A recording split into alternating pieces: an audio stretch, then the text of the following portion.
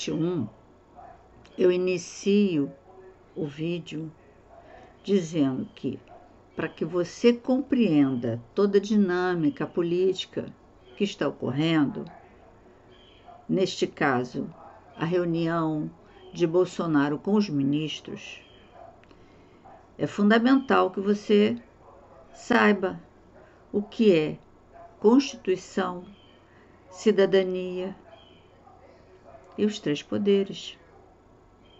Se você não tiver conhecimento sobre esses 3 conceitos, sobre essas instituições, você vai ter dificuldade, como foi colocado. Mais do que empatia com alguém, e neste caso, mais do que empatia com uma liderança política,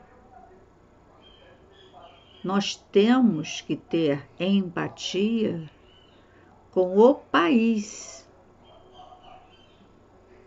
e cuidar não das lideranças políticas, mas cuidar do outro que vive, convive conosco nas nossas relações sociais. Cuidar das nossas relações sociais. São estas relações que nos garantem, ou não, o nosso bem-estar. Eu espero que você tenha entendido que seja empatia, tá? E quando eu falo empatia por seu país, pelo outro, é porque nós vivemos no nosso dia a dia com os outros cidadãos e cidadãs que têm seus direitos garantidos pela Constituição. Nesse entendimento, você vai ter a capacidade de avaliar uma liderança política. Por exemplo, é o que nós estamos fazendo aqui sobre presidência da República. O que significa isso? Na Constituição Federal de 1988, nos artigos 76 a 84, você lá trata do Poder Executivo e como ele se organiza. O artigo 78 trata do compromisso do presidente. Vou ler para você o artigo. O presidente e o vice-presidente da República tomarão posse em sessão do Congresso Nacional, prestando compromisso de manter, defender e cumprir a Constituição, observar as leis, promover o bem geral do povo. Sublinha isso. Promover o bem geral do povo, ou seja, de toda a população. Sustentar a união, a integridade e a independência do Brasil. Sublinha, independência do Brasil. Isso significa muita coisa, tá? Por exemplo, não inclui torturar e matar opositores.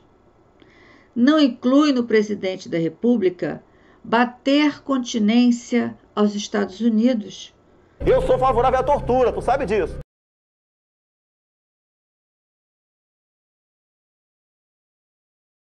Pela memória do coronel Carlos Alberto Brilhante Ustra.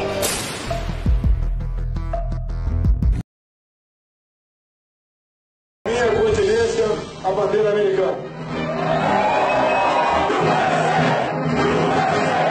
Nós temos um histórico desde o século XIX de imperialismo. Você já ouviu falar? Imperialismo americano? Na América Latina?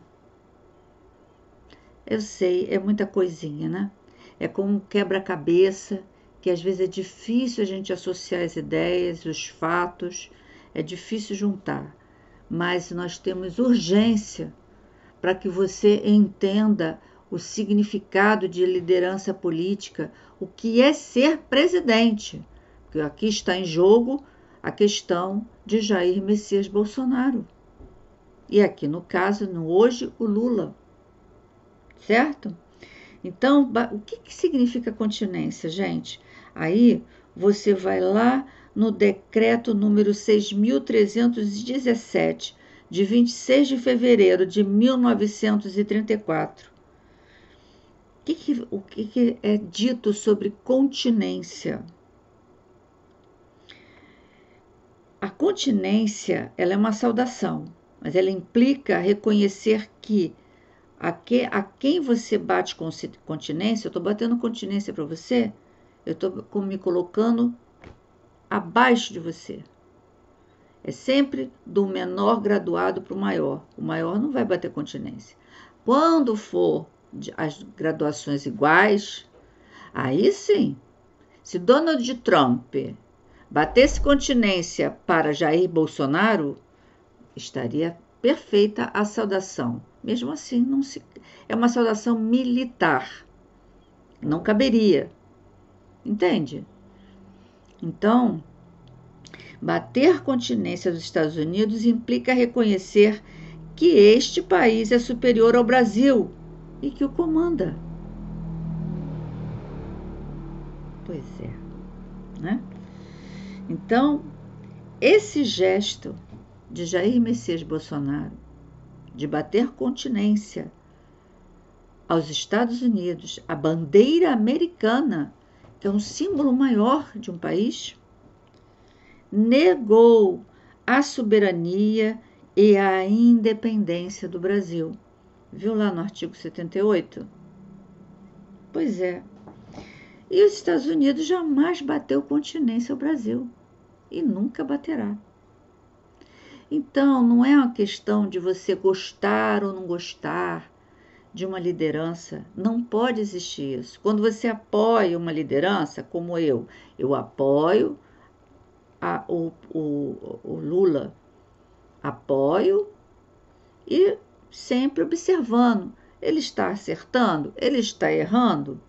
Já coloquei nas várias conversas sobre essa questão, né? Existem erros e acertos. A boa governança, ela se manifesta no maior número de acertos e principalmente acertos para toda a população brasileira. Um presidente jamais pode representar apenas parte da população. Mas vamos escutar o presidente Lula falando sobre essa questão da continência. Eu nunca vi um presidente bater continência para a bandeira americana. Eu nunca vi um presidente ficar dizendo: eu amo os Estados Unidos, eu amo. Ama a sua mãe, ama o seu país. Que ama os Estados Unidos, que ama... Alguém acha que os Estados Unidos vai favorecer o Brasil? Americano pensa em americano em primeiro lugar, pensa em americano em segundo lugar, pensa em americano em terceiro lugar, pensa em americano em quinto, e se sobrar tempo, pensa em americano. E fica os lacaios brasileiros achando que os americanos vão fazer alguma coisa por nós. Quem tem que fazer por nós somos nós. Acabar com o complexo de vira-lata, levantar a cabeça, e a solução dos problemas do Brasil está dentro do Brasil.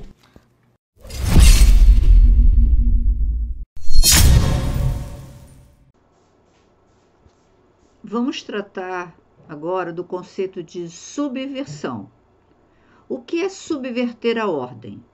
Para a gente entender a questão do golpe como subversão, eu trago para vocês o golpe de 64, quando um presidente eleito, que foi o João Goulart, né? Ele era vice-presidente, e com a renúncia de Jânio Quadros, ele se tornou presidente. Essa era a ordem. E essa ordem foi subvertida pelos militares. Vamos entender isso melhor, para você poder entender agora o golpe de 2022.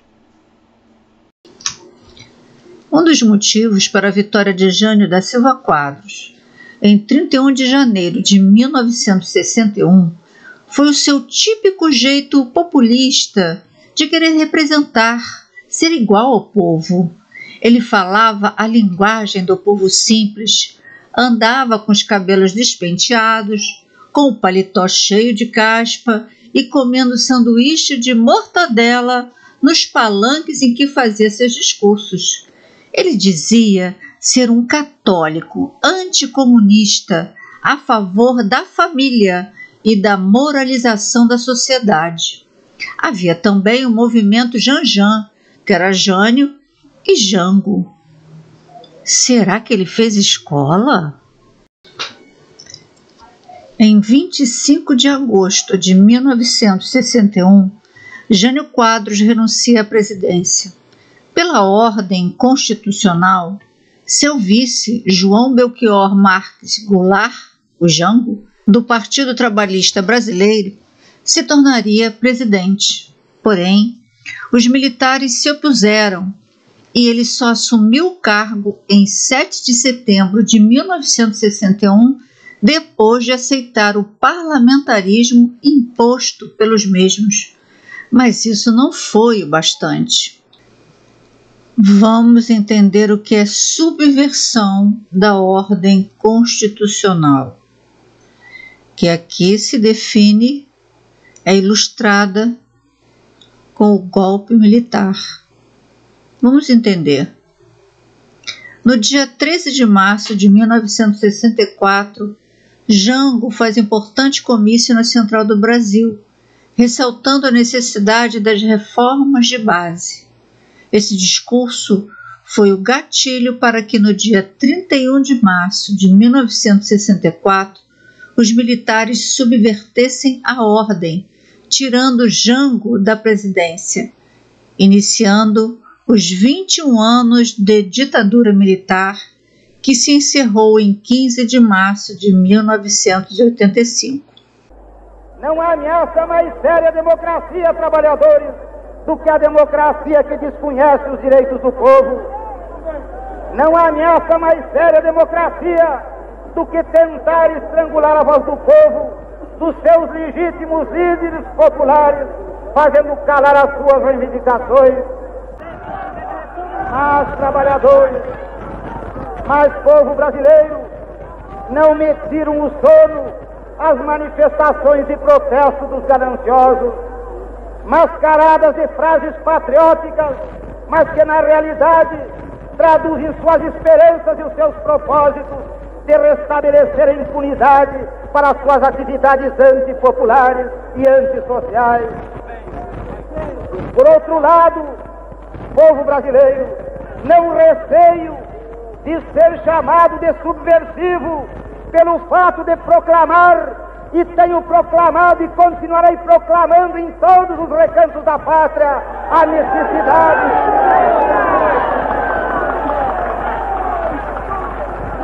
necessidade, trabalhadores, da revisão da atual Constituição da nossa República, que não atende mais aos anseios do povo e aos anseios de desenvolvimento dessa nação. A Constituição atual, trabalhadores, é uma Constituição antiquada, porque legaliza uma estrutura socioeconômica já superada, uma estrutura injusta e desumana.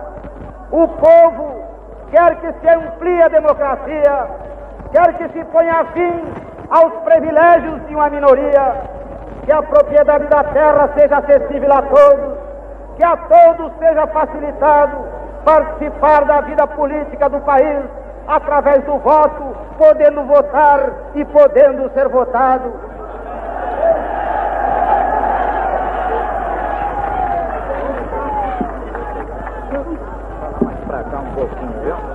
Que se impeça a intervenção do poder econômico nos pleitos eleitorais e que seja assegurada a representação de todas as correntes políticas, sem qualquer discriminações ideológicas ou religiosas.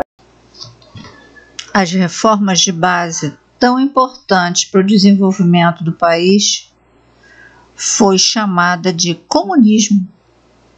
Os militares contaram com o apoio do grande empresariado, da classe média, representantes do capital estrangeiro, anticomunistas, conservadores, entre outros, que temiam perder privilégios e, claro, os Estados Unidos da América. A partir do sucesso da Revolução Cubana em 1959, os Estados Unidos procuraram garantir que não houvesse mais na América Latina uma outra revolução, ou seja, não se permitiria que quaisquer país se autogovernasse e fizesse planos de desenvolvimento interno que os tornasse independentes e competitivos. Para isso, várias ações foram realizadas. Em 1961, foi fundada a School of the Americans, no Paraná, formando 33.147 militares oriundos de todos os países da América Latina. Criaram também o Colégio Interamericano de Defesa, com o objetivo de acelerar o ensino de anti-subversão. Você pode ler mais detalhes no livro Estados Unidos e América Latina, da Doutrina Monroe e a ALCA, de Voltaire Schilling. Porto Alegre, Editora Leitura, 2002, página 84 a 96.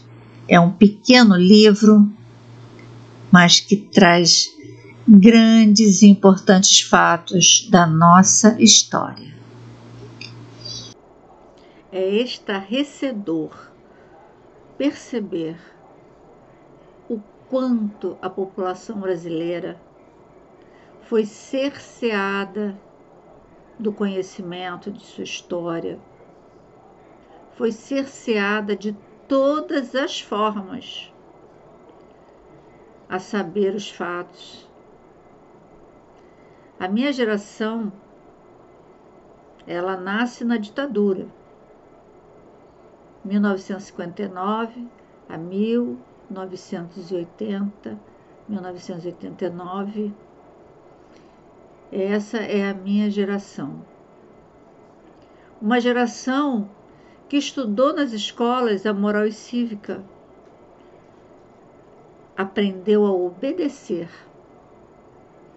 não a criticar. Aprendeu a saudar a bandeira do Brasil, mas saber os fatos, o porquê das coisas, saber a verdadeira história dos terroristas, comunistas, subversivos. Isso a minha geração não aprendeu. Marighella, Lamarca, todos taxados de terrorista, de subversivos, justificando suas mortes violentas. Stuart Angel, Zuzu Angel, Vladimir Herzog, Sônia Maria e tantos outros, muitos jovens. Alguns ainda estão vivos, foram só torturados, como Beth Mendes, a maravilhosa atriz, como Dilma Rousseff, que com muita coragem e determinação chegou à presidência da República e teve que enfrentar mais um golpe. O golpe que a destituiu da presidência. Quem foram essas pessoas? Nós não aprendemos. Nós aprendemos a chamá-las de terroristas e subversivas. Mas não aprendemos a sua história. E o que acontece com a geração que nasce no final de 1980? De 1980 para cá? Não sabe nada. Não souberam nada do que aconteceu, menos ainda do que nós. muitos dessa geração votaram em Jair Messias Bolsonaro, acalentaram a visão de mundo caótica, discriminatória, excludente, tornando essa sociedade uma tragédia social.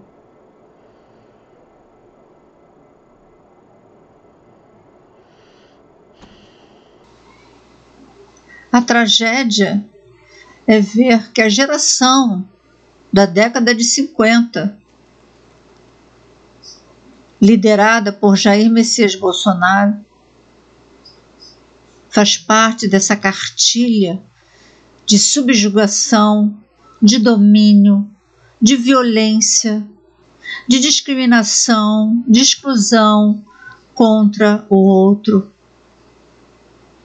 Perceber, constatar que nem houve novidade, que apenas fizeram esta população, essa geração de agora, reproduzir as ações elaboradas e postas em práticas na década de 60. Em 1964, em represália ao discurso de Jango sobre as reformas de base, que taxaram de comunistas, realizaram em 19 de março de 1964, com grande apoio das mulheres, nossas avós, a Marcha da Família com Deus pela Liberdade.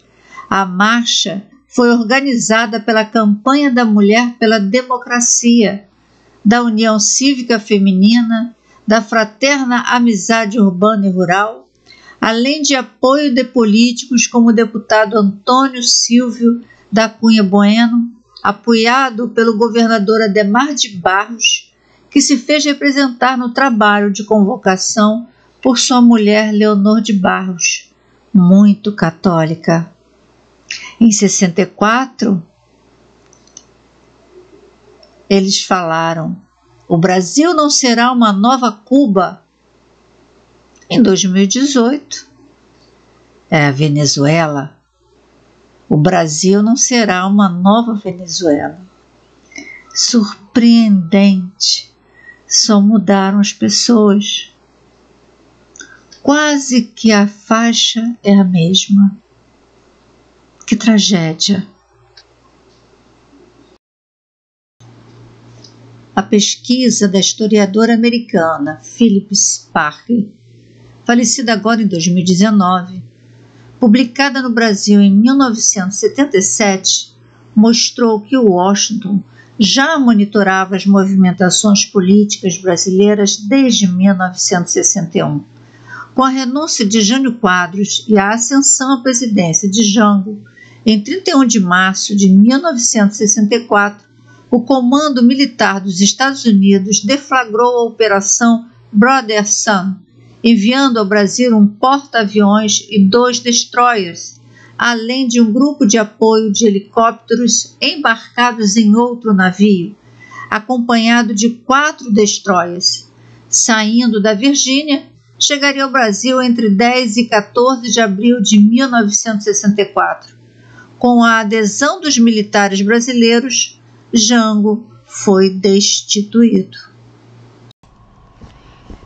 Em 1964, não contávamos com uma mídia comprometida com o país, com o povo, com a cidadania. Leonardo Atucci só nasceria em 1971, responsável pela TV 247, que corajosamente se tornou um farol no meio da tragédia que se avizinhava. Eduardo Moreira chegaria em 1976 e criou o maravilhoso Instituto do Conhecimento Liberta, ICL, importantíssimo na disseminação do conhecimento. Veio depois Tiago dos Reis, em 1988, celebrando a Constituição Federal do Brasil. Que coisa linda! Talvez por isso, ao criar o Plantão Brasil, ele tenha esse otimismo que impressiona, porque muitas vezes a desesperança tomou conta. Não vai haver justiça. Mas Tiago dos Reis, todos os dias, todas as horas, sempre com um otimismo brilhante. E são esses jornalistas e tantos outros, a lista é imensa, que a partir de 2018, principalmente, se tornam a trincheira midiática contra o fascismo, contra a injustiça, contra as mentiras, contra a extrema-direita. Mas em 1964 não contávamos com isso. Mário Magalhães, em seu blog, ele traz essa importante informação. 19 jornais e revistas disseram sim ao golpe. E é importante ressaltar, para que não se esqueça, para que se entenda de uma vez por todas, que a repulsa ao comunismo foi a repulsa às reformas de base de João Goulart, o Jango. Setores da Igreja Católica, então dominante, classe média, empresários, políticos, militares, tiveram repulsa às reformas de base propostas por Jango. E por que essa repulsa? Vamos lá, algumas principais medidas das reformas de base que foram chamadas de comunismo. A reforma agrária. Reforma agrária, importante até hoje, porque facilitaria o acesso à terra a milhões de lavradores. Talvez até nós não tivéssemos o movimento dos sem terra. Depois a reforma urbana, para socorrer os moradores de favelas e cortiços. Talvez nós não tivéssemos o movimento dos sem-teto. A reforma educacional, aumentar o número de escolas e combater o analfabetismo. Viva Paulo Freire! A reforma eleitoral, dar o direito de voto aos analfabetos. Reforma tributária, que só agora, com Lula, foi possível para corrigir as desigualdades sociais entre ricos e pobres, patrões e empregados.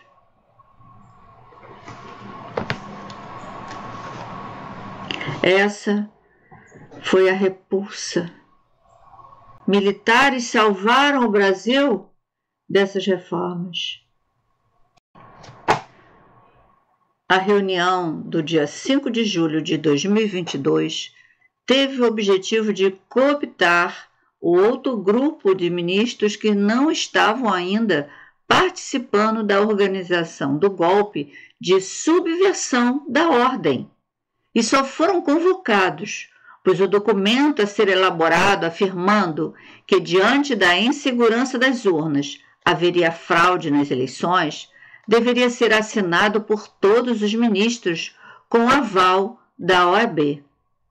O grupo que liderava o processo de cooptação carregava a experiência do golpe de 64, como Augusto Heleno, com a diferença de que Estados Unidos, sem Donald Trump, não estava interessado integralmente. Os principais nomes do núcleo de organização do golpe são Augusto Heleno, 76 anos, ex-ministro do GSI, Valdemar Costa Neto, 74 anos, Anderson Torres, 47 anos, Felipe Martins, 39 anos, Walter Braga Neto, 66 anos, General Stefan Teófilo Gaspar de Oliveira, Tércio Arnaud Tomás, 36 anos, Almirante Almir Garnier, 63 anos, Ailton Barros, 62 anos, Coronel do Exército Marcelo Câmara, Paulo Sérgio Nogueira, 65 anos, e Rafael Martins, entre outros. Aqui finalizo a parte 2 dessa série sobre a reunião de Bolsonaro. Eu quero que você entenda que esta não é uma série para falar da reunião em si. Eu estou utilizando a reunião buscando, não sei se eu estou conseguindo me fazer entender. Eu estou tentando, com esta reunião, mostrar que nada é estanque.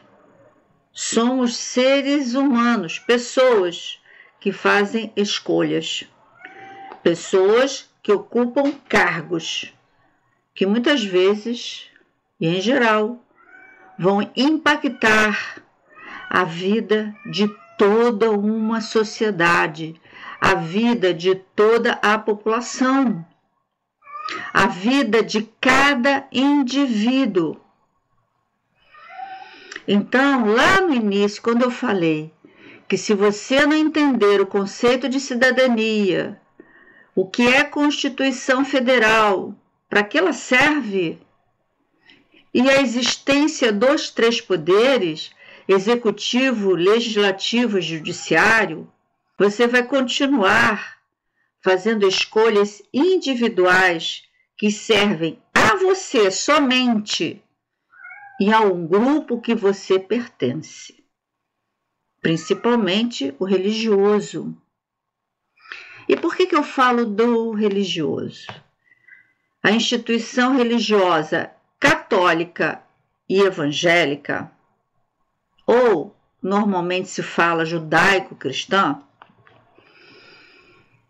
elas têm princípios que não atendem, que não absorvem a diversidade, que é característica da sociedade brasileira. Aqui nós estamos falando só Brasil. Quando você tem lá aquele movimento pela família, o movimento pela propriedade, de mulheres de setores da Igreja Católica, que, claro, incluíram homens. Naquele momento, estava se excluindo uma diversidade que ainda nem conseguia ser visível. O movimento LGBT nem poderia dizer que nem existia, tinha já sementes, né?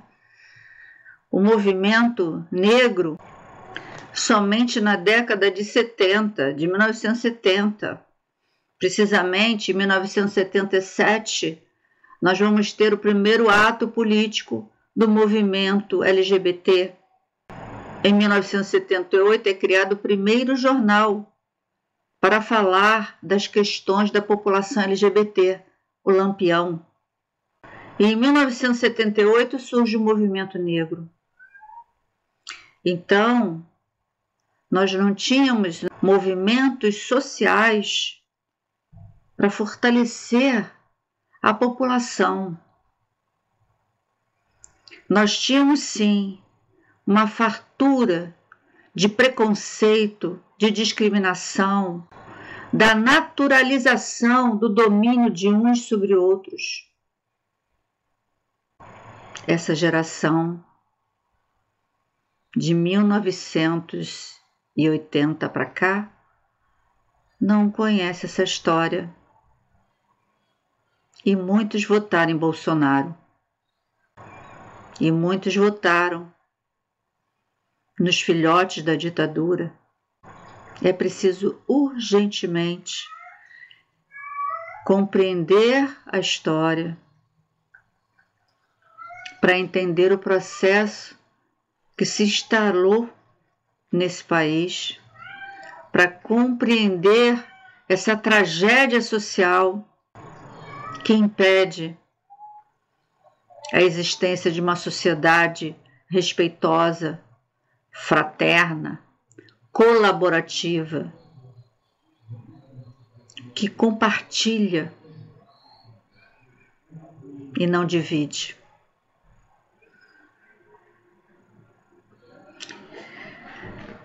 Nós vamos ter mais uma parte, e talvez seja a última. Espero que essa série contribua para a formação da consciência política, que você entenda a diferença entre apoiar lideranças no espaço privado e lideranças no espaço público. Lideranças essas que precisam cumprir o dever constitucional de representar os interesses da totalidade da população, que precisam respeitar a diversidade sexual, de gênero, religiosa e étnica que nos caracteriza enquanto sociedade brasileira. É urgente. Ainda tem tempo. Vamos à parte 3.